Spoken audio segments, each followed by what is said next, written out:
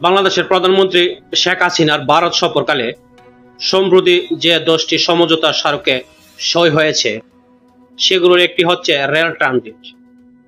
এটি বাস্তবায়ন হলে বাংলাদেশের ভূখণ্ড ব্যবহার করে আর রেল যুগে দেশের এক অংশ থেকে আরেক অংশে সরাসরি নিজেদের পণ্য পরিবহনের সুবিধা পাবে ভারত। সমঝোতা স্মারক হওয়া মানে এই বিষয়ে দুই দেশ একমত হয়েছে এবং এখনো প্রাথমিক পর্যায়ে রয়েছে। ভারতের পক্ষ থেকে জানানো হয়েছে যে পরীক্ষামূলকভাবে আগামী জুলাই মাসে বাংলাদেশের ভেতর দিয়ে ভারতের রেল চালানো হতে পারে। ভৌগোলিক অবস্থানের কারণে উত্তর পূর্বাঞ্চলের রাজ্যগুলো থেকে পণ্য ও মালামাল আনার নেওয়ার ক্ষেত্রে বেশ বেগ পেতে হয় ভারতকে। মাঝখানে বাংলাদেশের টাকা দেশের অন্য অংশের সাথে রাজ্যগুলোর পণ্য পরিবহন বেশ ব্যয়বহুল এবং সময় সাপেক্ষে, সেই কারণে বাংলাদেশের কাছে পণ্য ট্রানজিট সুবিধা চেয়ে আসছিল ভারত। কয়েক বছর আগে দুটি রুটে পণ্য পরিবহনের অনুমতি বা ট্রানজিট দেয় বাংলাদেশ। তবে ওই চুক্তির আওতায় ভারতের মালবাহী ট্রেন বাংলাদেশের মধ্য দিয়ে সরাসরি যেতে পারে না, বরং বাংলাদেশ সেগুলো ভারতীয় সীমান্তের এক প্রান্ত থেকে অন্য প্রান্তে পৌঁছে দেয়। কিন্তু নতুন সমঝোতা চুক্তির ফলে বাংলাদেশ ভেতর দিয়ে রেল যোগে ভারত থেকে সরাসরি নিজেদের পণ্য ও মালামাল পরিবহনের সুবিধা পাবে ভারত।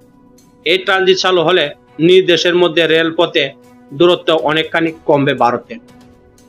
গত শনিবারে সাংবাদিকদের বলেন ভারতের পররাষ্ট্র সচিব বিনয় মোহন কোয়াত্রা, কিন্তু ভারতকে এই ট্রানজিট সুবিধা দিয়ে বাংলাদেশ কি পাবে?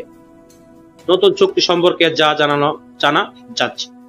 ভারতকে ট্রানজিট সুবিধা দেওয়া বাংলাদেশের জন্য একেবারে নতুন কোনো বিষয় নয়। দেশটি আগেও প্রতিবেশী এই রাষ্ট্রকে ট্রানজিট সুবিধা দিয়েছে। স্বাধীনতার পর 1972 সালে প্রথমবারের মতো অভ্যন্তরীণ নৌ ট্রানজিট ও বাণিজ্য প্রোটোকল স্বাক্ষর হয়েছিল বলে জানা যায়। এরপর স্থলপথের ট্রানজিট সুবিধা পেতে 2010 সালে বাংলাদেশের সঙ্গে একটি চুক্তি করে ভারত। 2018 সালে দুদেশের মধ্যে আরেকটি চুক্তি স্বাক্ষরিত হয়, যার মাধ্যমে বাংলাদেশের চট্টগ্রাম ও মোংলা বন্দরে সমুদ্র বন্দরে ব্যবহার করে সড়ক পথে উত্তর ও পূর্বের রাজ্যগুলোতে পণ্য পরিবহনের অনুমতি পায় ভারত। বর্তমানে 5টি রুটে বাংলাদেশ ভারত ট্রেন চলাচল করে, এর মধ্যে 3টি যাত্রীবাহী ইন্টারচেঞ্জ, বাকি 2টি পণ্যবাহী। তবে বর্তমান পদ্ধতিতে ট্রেন সীমান্তে আসার পর বাংলাদেশি ইঞ্জিনে বাংলাদেশের অভ্যন্তরে আসে, এরপর বাংলাদেশি চালক তা চালিয়ে আনেন। ফেরার সময়ও একই রকম পদ্ধতি অনুসরণ করা হয়। নতুন যে চুক্তিটি হয়েছে সেটির আওতায় ভারতের মালবাহী ট্রেন পশ্চিমবঙ্গের সীমান্ত দিয়ে বাংলাদেশের চুয়াডাঙ্গার প্রবেশ করে বলে জানা যাচ্ছে।